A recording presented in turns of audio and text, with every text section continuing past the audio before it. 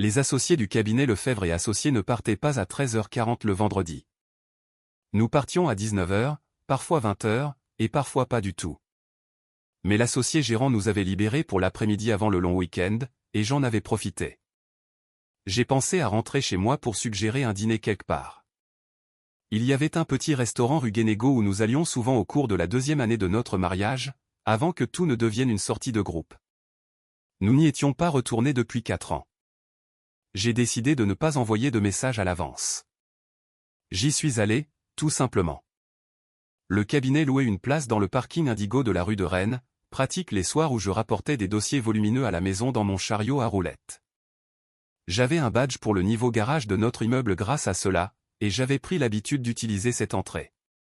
Ce vendredi-là, je l'ai utilisé à nouveau sans réfléchir. La porte du garage donnait sur un court couloir en béton, une volée d'escalier, puis le couloir d'entrée à côté de la cuisine. C'était un vieil immeuble de standing. Le son portait énormément. J'ai entendu des éclats de rire avant même d'atteindre la première marche. Notre appartement avait une cuisine américaine ouverte sur le salon, ce que Céline avait adoré lors de la signature du bail, et que j'en étais venu à considérer comme acoustiquement peu pratique lorsqu'elle recevait. Et elle recevait presque tous les vendredis, son groupe habituel, les 4 amis. Le son remplissait tout l'étage. Les bruits de verre, les voix qui se chevauchaient, cette énergie fluide de femmes amies depuis assez longtemps pour ne plus avoir besoin de jouer un rôle les unes devant les autres. Debout au pied de l'escalier, je pouvais les entendre toutes les 4. La voix de Céline était celle que je connaissais le mieux, ce timbre qu'elle utilisait quand elle était à l'aise, parmi des gens qu'elle n'avait pas besoin de gérer professionnellement. J'avais toujours aimé cette version de sa voix. Même plantée là, dans un couloir en béton avec un badge à la main, je l'ai remarqué. La conversation était lancée, quelque chose à propos d'une collègue de Delphine, une femme qui avait accepté un poste pour lequel elle n'était pas qualifiée. J'en ai saisi la fin, assez pour comprendre l'idée générale. Puis Céline a ri, le sujet a dévié, et je l'ai entendu dire « Bon, j'en ai une. Quelle est la différence entre mon mari et un paillasson ?» Un silence s'est installé pendant qu'elles attendaient la suite. Un paillasson, au moins, il sait pourquoi il est là. Julien, lui, croit toujours qu'il est un associé à la maison. Le rire de Delphine fut le plus fort, vif et sincère, le rire de quelqu'un qui avait trouvé la chute meilleure que prévu. Les autres ont suivi. Le rire de Céline est venu en dernier, se sont satisfaits d'avoir atteint sa cible. Elle a continué, s'animant devant son public. Elle me décrivait de la même manière qu'on décrit un appareil électroménager très fiable. Ma prévisibilité, ma disponibilité, la façon dont j'avais appris très tôt dans le mariage que contester ses demandes me coûtait 3 jours de silence glacial, et que ne pas contester ne me coûtait rien de visible. Elle a décrit la période du début où je remettais encore parfois en question certaines dépenses, et comment elle avait géré cette période jusqu'à ce qu'elle se termine. Comme on dresse un animal. Elle rendait cela simple. Il a calé tout son emploi du temps sur le mien, disait-elle, et je n'ai même jamais eu besoin de lui demander directement. Quelques jours de distance, et il revenait en se demandant ce qu'il avait fait de mal. Ça tournait pratiquement tout seul. Quand Inès a dit « Enfin, il n'est pas si mal que ça », Céline a répondu « Il n'est pas mal du tout. Il est juste administré, comme un prélèvement automatique. » Cette expression, un prélèvement automatique. Elle l'a dit de la même manière qu'on énonce une vérité validée par la répétition, et la pièce a réagi en conséquence. Nouvelle salve de rire, Aurélie a posé une question que je n'ai pas pu saisir entièrement, et Céline a répondu quelque chose à propos d'une cure de thalasso qu'elle avait réservée au printemps dernier après l'avoir simplement mentionné lors d'un dîner décontracté. « Est-ce qu'il sait ?» a demandé Aurélie, « que tu vois les choses comme ça ?» Céline a ri, plus brièvement. Il pense que tout va bien. C'est fondamentalement la caractéristique principale du système. Je ne bougeais plus. Ma main tenait toujours le badge. J'avais toujours ma veste sur le dos. Il y avait une qualité spécifique au fait d'être immobile dans une cage d'escalier en béton, la façon dont le son vous parvient et dont votre propre respiration devient la chose la plus bruyante. La conversation a passé à autre chose, les travaux de rénovation de quelqu'un, un entrepreneur en retard. Le rire avait déjà pris une texture différente. Ce qui venait de se passer là-dedans avait été classé et mis de côté. J'ai fait demi-tour, je suis redescendu et je suis ressorti par le garage. La porte s'est scellée derrière moi avec un doux bruit pneumatique. La dernière chose que j'ai entendue avant qu'elle ne se ferme, ce furent d'autres rires, un autre sujet déjà entamé. J'ai conduit jusqu'au parking de la place Saint-Sulpice, je me suis garé au 3e sous-sol et j'ai coupé le moteur. Un agent de sécurité est passé une fois avec sa petite voiture électrique, m'a regardé à travers la vitre et a continué son chemin. Ce que je faisais là, assis le moteur éteint, c'était trier. Je ne me laissais pas envahir par l'émotion, je triais. J'analysais ce que j'avais entendu comme j'analysais un témoignage, car 17 ans de contentieux commercial font de cet instinct quelque chose de presque involontaire. Il y avait ce que j'avais entendu. Il y avait ce que cela signifiait. Il y avait ce que le mariage avait été avant et ce qu'il était maintenant. Ce que j'avais entendu n'était pas un moment de frustration passagère. Céline avait décrit un système avec l'aisance de quelqu'un qui l'avait déjà décrit auparavant à ce même public, dans un langage affiné par la répétition jusqu'à ce qu'il soit percutant. Cette expression n'était pas quelque chose que l'on trouve sur le moment. C'était un langage que quelqu'un avait retourné et poli. Elle m'avait géré délibérément pendant la majeure partie de nos 6 ans de mariage. Les 3 femmes dans cette pièce avaient ri, avaient posé des questions de suivi, et parlaient maintenant d'un entrepreneur en finissant le vin. J'ai ouvert l'application de notes sur mon téléphone et j'ai tapé un mot, option. La structure financière n'était pas compliquée. Les revenus d'indépendante de Céline étaient toujours allés sur son propre compte courant, un arrangement établi au début du mariage. Le foyer tournait grâce au mien. Tout, le loyer, les charges, les courses, les vacances, tout passait par le compte joint de la BNP que mon salaire alimentait. Le bail de l'appartement était à mon nom seul, un renouvellement que j'avais géré en solo lorsqu'elle était à un événement client à Lyon, une chose que nous n'avions jamais pris la peine de corriger. Pas d'enfant. Pas de contrat de mariage. Céline avait trouvé le concept offensant, et j'avais été assez amoureux pour ne pas insister. J'ai tapé « Maître Marcel », un avocat en droit de la famille avec un cabinet individuel dans le 8e arrondissement, solide et méthodique, quelqu'un à qui j'avais adressé des clients pendant des années et dont je n'avais jamais eu besoin moi-même. J'ai réservé 2 nuits à l'hôtel Citizen sur le quai de Gemap et je m'y suis rendu. La chambre était au 5e étage. J'ai commandé un service d'étage et j'en ai mangé environ un tiers. Puis j'ai ouvert mon ordinateur portable et j'ai organisé les choses jusqu'à minuit, faisant l'inventaire de ce qui était exploitable, structurant 3 colonnes. Ce que je pouvais faire immédiatement, ce qui nécessitait l'aide de l'avocat, et comment me comporter à la maison entre maintenant et le moment que je choisirais. Cette 3e colonne était celle que j'ai lue le plus longtemps. Être le mari qu'elle attendait, disponible, effacé, sans reproche, m'avait toujours semblé naturel. Ce détail pesait d'un poids particulier à côté du prélèvement automatique et des rires. Cela n'allait pas demander de jouer la comédie. Cela allait exiger que je continue ce que je faisais apparemment déjà sans le reconnaître comme une performance. La différence, désormais, c'est que je le saurais. Je me suis endormi à minuit et demi et j'ai mieux dormi que je ne l'avais fait depuis des mois. Samedi matin, l'hôtel servait un excellent café. Céline m'avait envoyé un message la veille au soir à 21h47, « T'es où ? » Sans point d'interrogation. Je lui ai répondu maintenant, coincé sur une urgence au cabinet. De retour dimanche soir. Elle a répondu en 4 minutes, « Ok. Tiens-moi au courant. » C'était tout l'échange. 4 ans plus tôt, elle aurait appelé. Elle aurait demandé quel dossier, si j'avais mangé. Elle connaissait les noms des dossiers importants dès la 3e année de notre mariage, ce que j'avais trouvé touchant à l'époque. Les questions s'étaient raréfiées à mesure qu'elle avait assez d'éléments pour ne plus avoir besoin de nouvelles informations. Maintenant, 5 mots, 1 point, pas de suite. J'ai fait 2 fois le tour du bassin de la Villette dans l'après-midi, un parcours que j'utilisais pour les dossiers difficiles, la répétition et la surface inchangée de l'eau m'aidant à réfléchir sans forcer la réflexion. Dimanche, je suis rentré. Céline était à un rendez-vous client. Je me suis assis dans le salon en regardant les meubles que j'avais pour la plupart commandés seul lors d'un long week-end 2 ans après le début du mariage, des pièces qu'elle avait approuvées par photo depuis Bordeaux. Le canapé, la lampe d'angle, la gravure au-dessus de la cheminée que je n'avais jamais particulièrement aimée, mais dont on disait toujours aux invités que nous l'avions choisie ensemble. Elle est rentrée à 18h45, m'a fait un bref résumé d'un client difficile, a demandé si j'avais mangé. Pas encore, ai-je dit. Elle commanderait quelque chose demain. Puis elle est restée sur son téléphone le reste de la soirée. Lundi matin, j'ai appelé maître Marcel depuis une salle de réunion au 14e étage, porte fermée, entre un rendez-vous de 9 h et un autre de 11 h. C'est une recommandation, a-t-il demandé. Non, ai-je dit, c'est pour moi. Une pause professionnelle. Dites-moi ce que nous avons. Je lui ai exposé les faits efficacement, la durée du mariage, la structure financière, le bail, l'absence de contrat de mariage, pas d'enfant. Il a écouté sans m'interrompre. Bien commun, immobilier? Pas de bien immobilier. Un compte joint à la BNP, alimenté principalement par mon salaire.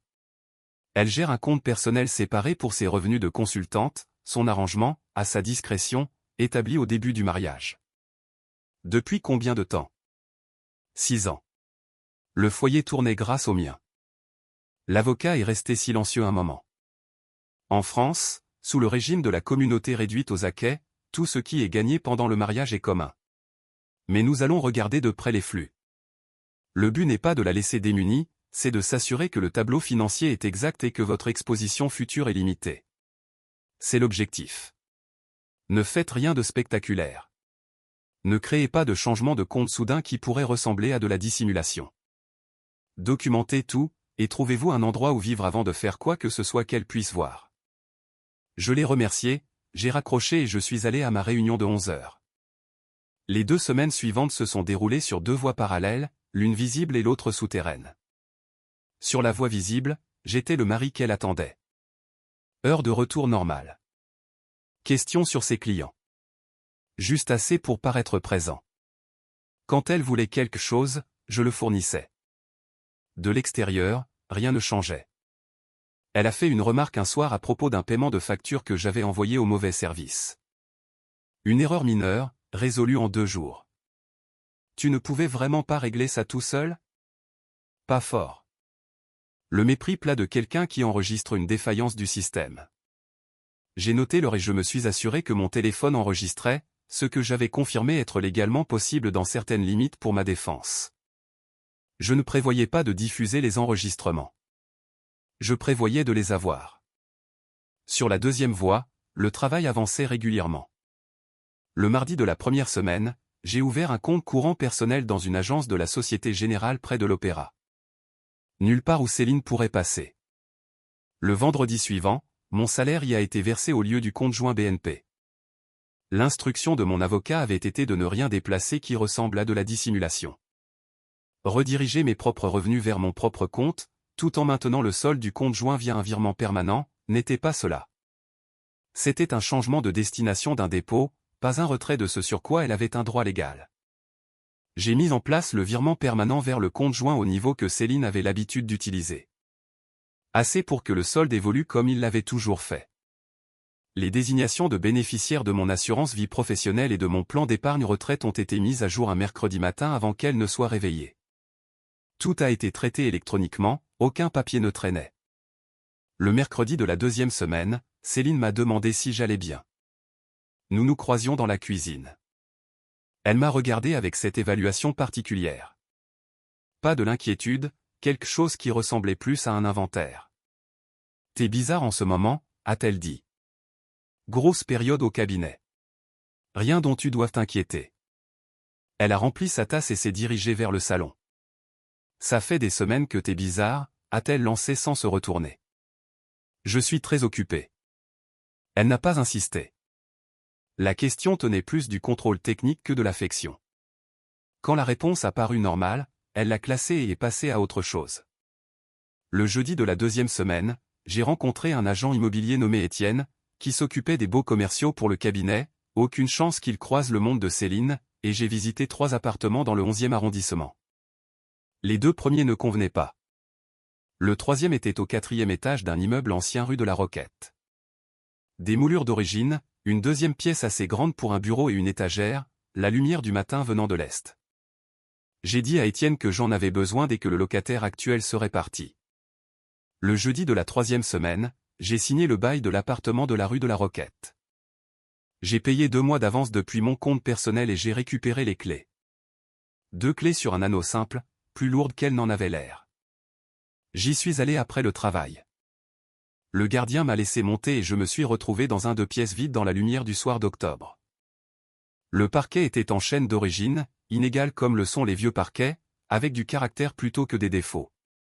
La deuxième pièce avait une fenêtre orientée au sud. Le placard était plus petit que ce à quoi j'étais habitué. Je suis resté là environ 10 minutes à regarder la rue. La rue faisait ce que font les rues de Paris en début de soirée, un mouvement soutenu et déterminé qui n'est ni précipité ni lent. Puis je suis retourné dans le 6e, j'ai préparé le dîner et je l'ai mangé au comptoir en lisant une note de synthèse. Cette nuit-là, Céline est restée sur son téléphone jusqu'à plus de minuit. La lumière de l'écran était visible à travers mes paupières closes. Le jeudi soir, Céline était dans le salon en ligne avec un client, un coordinateur de salle, pour un appel qui s'éternisait. J'étais dans mon bureau, porte fermée. Son groupe serait là demain. Delphine, Aurélie et Inès. La même configuration depuis 3 ans. Elles se réunissaient presque tous les vendredis dans notre cuisine parce que c'était la plus grande et que Céline était l'hôtesse la plus naturelle. Pendant 3 ans, je m'étais retiré dans ce bureau les vendredis soirs, leur laissant la place, me faisant discret d'une manière que je croyais prévenante et que je comprenais maintenant être simplement pratique pour elles. Demain, je n'allais pas me retirer.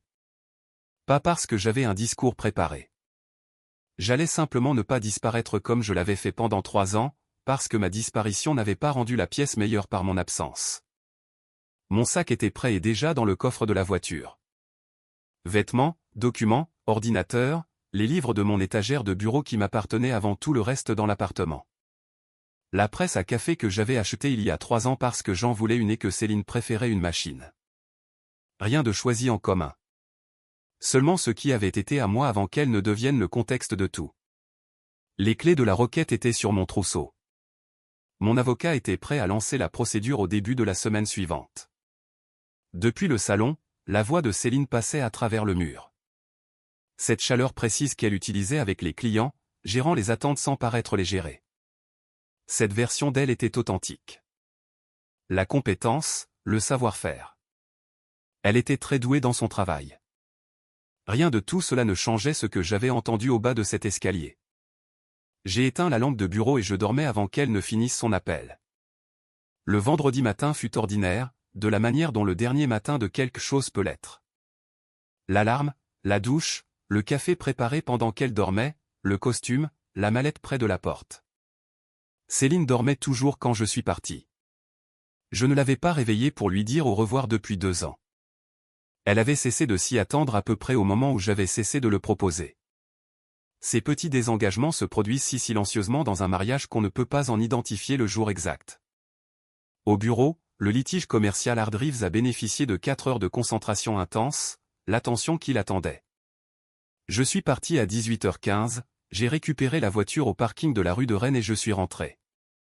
Dans l'ascenseur depuis le hall principal, l'entrée principale, rien à cacher. J'ai appuyé sur mon étage et j'ai maintenu le bouton un instant. C'était la dernière fois que je prenais cet ascenseur en tant qu'homme qui vivait ici. La pensée est arrivée simplement, sans drame, juste une constatation, c'est vrai, et ça va l'être encore plus, et c'est ce à quoi ressemblera l'heure qui vient. Les portes se sont ouvertes à mon étage. Je pouvais les entendre depuis le couloir. Les 4 voix, la même signature acoustique mêlant vin et détente du vendredi. J'ai mis ma clé dans la serrure et j'ai ouvert. Céline a levé les yeux. Ah, t'es là. Une légère note de surprise, pas d'alarme, juste un recalibrage. L'ajustement interne d'une hôtesse qui se rappelle que son mari existe dans cet espace et a choisi de ne pas s'évaporer. Tu es là, a-t-elle répété. J'habite ici, ai-je dit, sans agressivité, juste comme un fait. J'ai posé ma mallette, mis ma veste sur le dossier d'une chaise, pas au crochet près de la porte, je voulais qu'elle soit accessible et j'ai dit bonjour aux 3 autres. Delphine m'a lancé ce rapide regard d'évaluation de haut en bas qu'elle faisait toujours, le regard d'inventaire de quelqu'un qui n'a aucune raison de soupçonner que je sais quoi que ce soit. Aurélie m'a offert un petit sourire sincère. Inès a levé son verre dans un toast minimal. Je me suis versé un verre au comptoir. Un whisky, 2 doigts, sans glace. Et au lieu de marcher vers le bureau, j'ai pris un livre sur le comptoir, dans la pile de références de décoration que Céline gardait là, et je me suis assis sur un tabouret de l'îlot de cuisine. L'ancienne habitude était de disparaître. Ce soir, j'ai ouvert le livre et j'ai commencé à lire. Personne n'a fait de commentaire. La conversation a repris autour de moi. L'entrepreneur de l'une d'elles, 3 mois de retard sur les délais. La relation d'une amie qui semblait se terminer d'une manière que la plupart des personnes présentes avaient vu venir. Céline dirigeait la conversation comme elle le faisait toujours, servant du vin à Aurélie, interrogeant Inès sur un dossier professionnel de la semaine dernière, riant du résumé de Delphine sur un rendez-vous galant catastrophique. Elle était la plus expansive des 4, celle qui donnait la direction.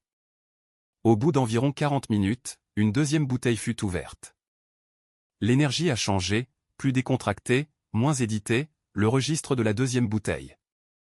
Céline racontait une histoire sur un client ce mois-là, un homme constitutionnellement incapable de s'engager sur une disposition de table sans l'autorisation de son épouse, nécessitant 3 fois le nombre habituel de consultations. Y a un type de profil, hein, a dit Delphine. Il y a absolument un type, a acquiescé Céline.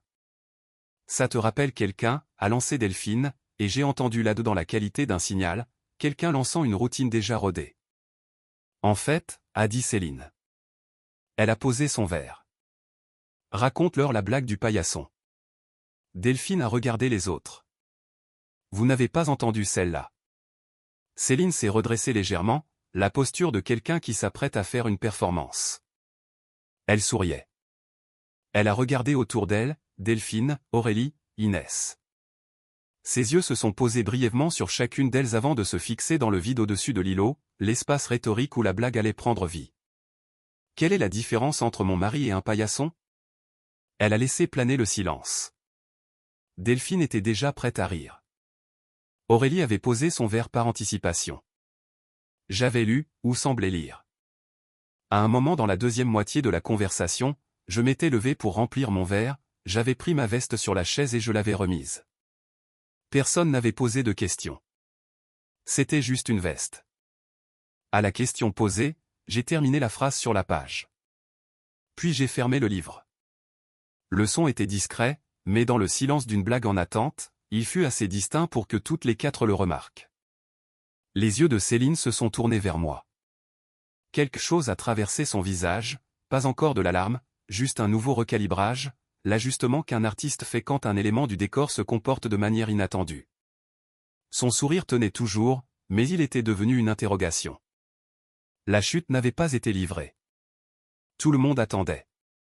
J'ai répondu avant elle. Un paillasson, ça reste en place, ai-je dit. Moi, je m'en vais.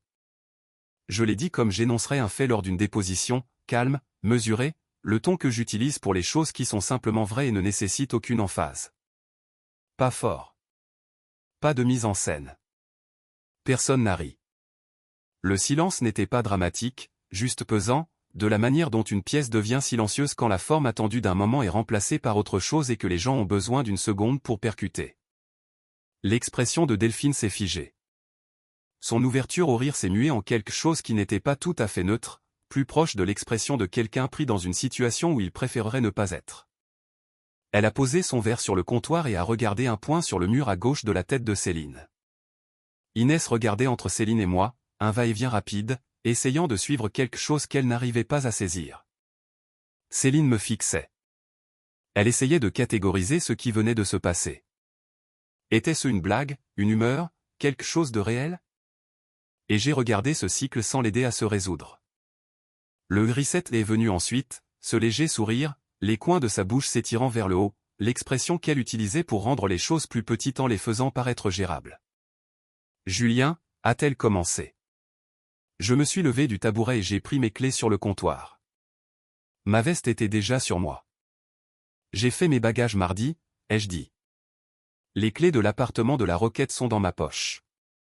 Maître Marcel prendra contact avec ton avocat la semaine prochaine. Elle connaissait le nom de cet avocat. Elle l'avait entendu peut-être 3 fois en 6 ans, toujours dans le contexte d'un mariage qui se terminait mal. Une fois, j'avais dit qu'il était spécialisé dans le fait de rendre propre un processus sale. Elle l'avait mémorisé. Le nom a fait l'effet d'un électrochoc. Quoi qu'il ait été encore possible avant que je le dise, la chance que ce soit rattrapable, le nom l'a anéanti. Elle s'est arrêtée. Attends.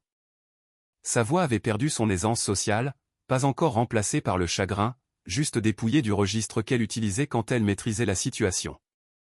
Tu es sérieux? Oui. C'est. Tu ne peux pas juste. C'est déjà fait, ai-je dit, sans lui couper la parole, juste en constatant l'état des choses. Je l'ai regardé, pas avec colère, pas avec un chagrin ostentatoire, mais de la manière dont on regarde quelque chose qui a été très important pour soi et sur lequel on comprend qu'on s'est trompé pendant longtemps. Cette compréhension était assez ancrée pour que ce regard soit un acte de reconnaissance plutôt qu'une demande. Puis j'ai regardé les 3 femmes à la table. La mâchoire de Delphine était serrée. Aurélie examinait son verre de vin avec l'attention de quelqu'un qui simule un intérêt profond pour l'œnologie. Inès était devenue totalement immobile, avec l'expression de quelqu'un qui s'est retrouvé au milieu d'une conversation bien plus vaste que ce que la pièce laissait deviner. Il n'y avait rien à leur dire. Elle savait ce qu'elle savait, et je savais qu'elle le savait, et c'était visible pour tout le monde dans la pièce, que ce soit nommé ou non. J'ai ramassé le livre sur l'îlot et j'ai marché vers la porte. L'ascenseur pour descendre, le hall, la voiture, le sac déjà dans le coffre. Le trajet à travers Paris a pris 22 minutes. Je me suis garé dans le garage de l'immeuble de la rue de la Roquette, j'ai pris l'ascenseur jusqu'au 4e étage, j'ai déverrouillé la porte et j'ai porté mon sac dans un appartement vide. Le sac de couchage était déjà déroulé sur le sol, la lampe à côté, un carton de livres contre le mur. J'ai posé mon sac près d'eux. La lampe était allumée. La ville, derrière la fenêtre orientée à l'est, faisait ce qu'elle fait toujours à 20 h un vendredi soir, bouger, indifférente, continue. Je me suis assis par terre à côté du sac de couchage, j'ai sorti mon téléphone et j'ai tapé une note. Je l'ai intitulée « Vendredi ». Même pièce, même personne, exactement comme prévu. Puis j'ai posé le téléphone au sol près de moi, j'ai éteint la lampe et je me suis allongé dans le noir. L'immeuble faisait les bruits que font les vieux immeubles. Les tuyaux, le tassement, un pas venant de l'étage au-dessus. Les sons de quelque chose qui était là avant moi et qui serait là après. Je me suis endormi. Samedi matin, j'ai marché 2 pâtés de maison jusqu'à un café et je me suis assis près de la fenêtre avec un bloc de papier juridique, listant ce dont l'appartement avait encore besoin. Un cadre de lit, un bureau, un service de vaisselle. Entre 22 h vendredi soir et 8 h samedi matin, mon téléphone avait accumulé 12 appels manqués et 9 messages. Je les ai tous lus une fois, comme on lit un document qu'on doit comprendre sans y réagir. Ils sont arrivés dans l'ordre prévisible, confus et dédaigneux au début. Elle ne comprenait pas de quoi il s'agissait, disait-elle, et nous devions parler. Puis irrité, Julien, réponds à ton téléphone. Puis l'escalade, qualifiant toute l'affaire de folie 2 fois de suite. Puis, vers minuit, tu te rends compte à quel point c'était embarrassant pour moi. Un silence après cela, puis un court message disant que c'était bon, qu'elle attendrait. Samedi matin, juste après 7 h, les excuses sont arrivées.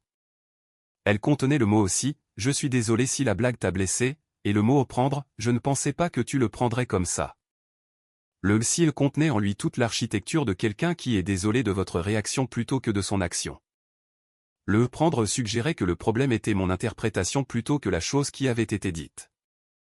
J'ai rangé mon téléphone et je me suis remis à mon bloc-notes et à la liste de ce dont l'appartement avait besoin.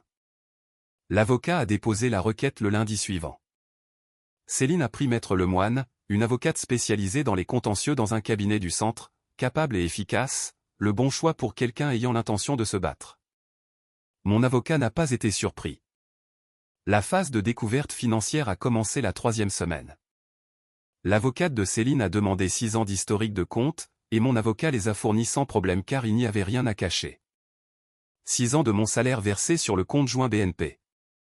6 ans de vie commune tournant sur ses dépôts. Puis, au cours des 3 dernières semaines avant la rupture, mon salaire redirigé vers mon compte personnel à la Société Générale. Mes propres revenus, mon propre compte, aucun fonds commun impliqué. Les revenus d'indépendante de Céline étaient toujours allés sur son compte personnel. Son arrangement dès le début, son choix. Son avocate n'était pas satisfaite du solde du compte joint, mais les faits étaient sans ambiguïté. Je n'avais pas déplacé son argent. J'avais déplacé le mien. Maître Lemoine a poussé pour une prestation compensatoire, comme mon avocat l'avait anticipé. Le droit français considère les disparités de revenus créées par les choix de vie durant le mariage. Mon avocat a présenté le dossier documenté, l'historique des revenus, la répartition des dépenses du ménage, 6 ans de schéma constant. L'exactitude, dans ce cas, a tranché en ma faveur. Céline s'était attendue à une architecture financière partagée dont elle pourrait réclamer la moitié. Ce qu'elle a découvert, c'est une architecture construite d'un seul côté. Elle avait contribué à la surface. J'avais contribué à la structure qui rendait la surface possible. Les nouvelles me parvenaient avec une distance que je n'avais pas orchestrée, mais qui convenait au moment présent. Un collègue du cabinet, un avocat nommé Pierre, dont la femme fréquentait certains des mêmes cercles que Delphine, est passé à mon bureau 3 semaines après la séparation. Il s'est versé un café et a dit, sans préambule, que Delphine était en train de recalibrer sa version de l'histoire. L'expression qu'elle utilisait désormais était que Céline avait toujours été, un peu trop, et qu'elle le pensait en privé depuis des années, et que c'était très triste mais peut-être pas tout à fait surprenant. J'ai noté la révision, le langage ajusté pour créer une distance entre Delphine et ce à quoi elle avait participé avec enthousiasme, puis j'ai laissé tomber. Un message d'Aurélie est arrivé ce même jeudi, directement pour moi. Je veux juste que tu saches que j'ai toujours pensé que tu étais quelqu'un de bien pour elle. Je suis désolé de ne pas l'avoir dit plus souvent. Je l'ai lu 2 fois. Le geste était sincère et lui avait coûté un peu d'effort. Le moment pour cette phrase aurait été n'importe lequel des vendredis passés à boire du vin dans ma cuisine pendant que l'arrangement tournait. J'ai posé le téléphone sans répondre. Céline a quitté l'appartement du 6e à la fin de la 3e semaine. Une sous-location à Pantin via un contact client, fonctionnel, sans fioriture, remplissant sa fonction sans rien revendiquer d'autre. Aucun message sur son déménagement n'est apparu sur son Instagram, ce qui était notable pour quelqu'un qui y maintenait une présence soigneusement organisée depuis 7 ans. L'absence de publication était visible à sa manière. Tout cela me parvenait à distance, présent, texturé, mais plus personnel. L'appartement de la rue de la Roquette a pris forme au cours des semaines suivantes. Un cadre de lit acheté dans un magasin du faubourg Saint-Antoine, simple, rien de choisi en pensant à quelqu'un d'autre. Un bureau d'occasion racheté à un collaborateur partant pour Londres. Un service d'assiettes blanches d'un magasin d'ustensiles de cuisine, sobre, non coordonné. Le matin, je courais jusqu'au canal Saint-Martin, comme je courais quand j'avais 20 ans avant que le mariage ne comprime les matinées en un espace géré. La course est revenue comme un objet laissé dans un tiroir, pas sans effort au début, mais familière. Le dossier Hard Drives a reçu toute l'attention qu'il attendait. 3 autres affaires en suspens ont avancé. La bande passante mentale que je passais à marcher sur des œufs chez moi a été allouée ailleurs, ce qui n'est que la simple mathématique de l'attention. La 3e semaine, j'ai appelé Paul. Paul et moi étions amis depuis la première année de droit, cette amitié qui se forme quand le stress est si élevé qu'on se lie forcément à la personne d'à côté, et c'est ce que nous avions fait. Le mariage nous avait réduit à 2 contacts par an à cause de la compression lente du temps disponible et de l'opinion de Céline selon laquelle Paul était un peu trop brut pour le standing qu'elle préférait. Nous nous sommes retrouvés dans une brasserie de la place de la Bastille un mercredi soir. Paul était déjà là quand je suis arrivé. Il s'est levé et a dit « Tu as meilleure mine que ce à quoi je m'attendais ». Il a demandé une fois si je voulais parler du divorce. Je lui ai donné la version en 50 mots et il a dit « J'ai toujours pensé qu'elle gérait votre truc comme un contrat de management ». Comme je n'ai pas réagi, il est passé à autre chose. Nous avons parlé du dossier Hard Drives parce qu'il trouvait le contentieux commercial inexplicablement divertissant, du changement de carrière impulsif d'un ami commun, d'un livre qu'il envisageait d'abandonner. Je suis resté jusqu'à 23h et je n'ai pas regardé l'heure une seule fois. À un moment donné, dans la 4e semaine, j'ai remarqué que je dormais d'une traite. Pas le demi-sommeil anxieux de quelqu'un dont le corps sait que le matin exigera quelque chose. Un sommeil réel, ininterrompu. Quand cela avait commencé exactement, c'était impossible à dire. Le fait fut enregistré brièvement, comme un élément résolu sur une longue liste, puis la journée a continué. Les messages de Céline sont arrivés par étapes sur 4 semaines, l'effondrement lent de quelqu'un qui avait perdu quelque chose dont il n'avait pas compris que c'était conditionnel. La première étape fut une colère outragée, pas du genre brûlant, mais du genre surprise. Tu as surréagi. Ce n'est pas une vraie raison. D'autres gens traversent des choses pires. La logique, l'échelle détermine la validité, et cela ne justifiait pas une telle action. La deuxième étape, les négociations ouvertes. Est-ce qu'on peut juste se parler? Pas pour les trucs juridiques. Juste parler. Je ne suis pas la personne que tu as décrite. L'argument implicite étant qu'une version plus authentique d'elle-même existait, séparée de ce que j'avais entendu. Et si j'acceptais de la recevoir, alors les faits sur lesquels je me basais se dissoudraient. La troisième étape à déployer la culpabilité, tu sais ce que ça me fait? J'ai dû le dire à ma mère. J'ai beaucoup sacrifié pour ce mariage moi aussi. Je n'en ai juste pas fait une mise en scène. Cette dernière phrase m'a particulièrement intéressé. Elle suggérait que mon soutien financier avait été du théâtre, et je comprenais pourquoi elle avait besoin de lui donner ce sens. Puis 6 jours de silence. Quelqu'un qui a épuisé sa boîte à outils habituelle et l'a trouvée vide. Le 27e jour, je sais pourquoi tu l'as fait de cette façon. Devant elle. Je sais pourquoi tu as choisi ce moment. Je veux juste que tu saches que je l'ai entendu. Je l'ai lu 3 fois. Pas une excuse, une reconnaissance. Pendant des années, elle avait mis en scène une version de moi devant un public, et j'avais mis fin à la représentation devant ce même public. Et la symétrie de la chose ne lui avait pas échappé. Le comprendre ne la rachetait pas. Mais dans ce message, elle était réelle. Une personne qui avait fait une chose spécifique et pouvait maintenant la voir. Même si elle ne pouvait pas totalement s'en expliquer. Je n'ai pas répondu, mais je ne l'ai pas supprimé. 5 semaines après la rupture, un samedi après-midi de la première semaine de novembre, j'étais chez Gilbert Joseph sur le boulevard Saint-Michel.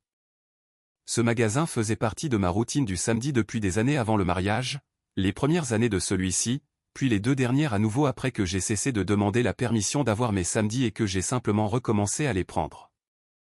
Céline n'était jamais venue ici avec moi. Elle trouvait les librairies angoissantes. Elle disait, trop de choses à regarder et rien de spécifique à faire. C'était précisément ce que j'aimais chez elle. J'étais au rayon Histoire, avec un livre sur le front de l'Ouest en 1918, lisant la 4e de couverture et le comparant à 3 autres que j'avais sous le bras quand j'ai entendu l'escalier mécanique. Pas elle spécifiquement, mais la qualité d'un son que mon système nerveux semblait encore reconnaître avant que ma conscience ne prenne le relais. J'ai fini de lire le résumé, puis j'ai levé les yeux. Elle était descendue de l'escalier et se tenait là, regardant en direction du rayon Histoire. Différente de la dernière fois que je l'avais vue, bien qu'il m'ait fallu un moment pour comprendre pourquoi. Pas radicalement, la différence résidait dans ce qui manquait. Beaucoup moins de bijoux. Un manteau que je reconnaissais comme celui qu'elle avait avant le mariage, bleu marine, pratique. Pas de sac à main nécessitant une posture spécifique pour le porter. Sans l'assemblage minutieux qu'elle maintenait habituellement en public, la version qu'elle me décrivait autrefois comme être apprêtée. Elle ressemblait simplement à elle-même. Elle s'est approchée sans prétendre qu'elle se dirigeait ailleurs. « Je ne savais pas que tu venais toujours ici », a-t-elle dit. « Je suis toujours venu », ai-je répondu. « Tu ne venais jamais avec moi. » Elle a encaissé. Une brève immobilité. La qualité spécifique de quelqu'un qui reconnaît une vérité qu'il aurait préféré ne pas reconnaître à ce moment précis. « Non », a-t-elle dit. « C'est vrai. » Nous nous tenions là, pas exactement ensemble, chacun portant le fait de l'autre sans que cela ne demande de gestion particulière. J'ai repensé à ce que j'ai dit, a-t-elle commencé. Ce soir-là et avant. La façon dont je parlais de toi. J'ai attendu. Je ne sais pas quand c'est devenu normal, a-t-elle dit. C'est juste devenu ma façon de parler. De toi. À elle. Une pause. À tout le monde, je crois. Je sais, ai-je dit. Simplement. Je ne pense pas avoir compris ce que je faisais. Je ne dis pas ça pour m'excuser. Céline. Son nom était une frontière, pas un début. Tu n'as pas à l'expliquer. Elle m'a regardé avec l'expression de quelqu'un qui s'attendait à devoir s'expliquer, qui n'en recevait pas l'occasion et qui n'était pas sûr de savoir si c'était mieux ou pire. Est-ce que tu vas bien, a-t-elle demandé. C'était la question qu'elle n'avait pas posée pendant 3 ans de vendredi soir. La question disponible chaque fois qu'elle avait demandé à la place des détails logistiques, l'état de tout ce que je fournissais. Elle est tombée avec le poids de sa propre absence. Oui, ai-je dit. Elle a hoché la tête une fois, puis a regardé le livre dans ma main. Qu'est-ce que tu as choisi? Je l'ai tourné pour qu'elle puisse voir la couverture. Quelque chose a traversé son visage. Pas l'expression d'intérêt poli qu'elle utilisait quand elle simulait l'attention, mais quelque chose de plus réel. Celui-là est bien, a-t-elle dit. Un client me l'a offert l'année dernière. J'en ai lu la moitié et puis je l'ai perdu dans le déménagement. Une courte pause. Le déménagement à Pantin. Je ne savais pas que tu l'avais lu, ai-je dit. Il y a des choses sur moi que tu ne savais pas, a-t-elle dit. Et la façon dont elle l'a dit n'était pas agressive. Juste vrai. La reconnaissance d'une limitation mutuelle. Quelque chose que nous avions tous les deux découvert trop tard ou pas du tout. Pendant un instant, debout au rayon Histoire par un samedi après-midi de novembre, nous étions deux personnes qui avaient été quelque chose l'une pour l'autre et qui étaient maintenant autre chose. Pas des ennemis, pas des étrangers. Juste deux personnes qui s'étaient trompées sur quelque chose d'important, debout dans une pièce chauffée alors qu'il faisait froid dehors, n'ayant plus rien à gérer entre elles. Puis elle a dit, je devrais y aller. Prends soin de toi, ai-je dit. Elle m'a regardé une dernière fois, un ultime inventaire, puis elle a marché vers l'escalier sans se presser, y a posé le pied et a disparu vers le bas. Je suis resté là jusqu'à ce qu'elle soit hors de vue, puis j'ai marché vers là où je devais aller ensuite. Et voici ce que notre équipe pense que vous devriez réellement retenir de cette histoire. Relisez la scène de la librairie. Elle a demandé si vous alliez bien. Après tout ça, la blague, le plan, les années passées à vous traiter comme une ligne budgétaire, elle demande enfin si vous allez bien et le fait est que ce n'était pas de la manipulation cette fois-ci.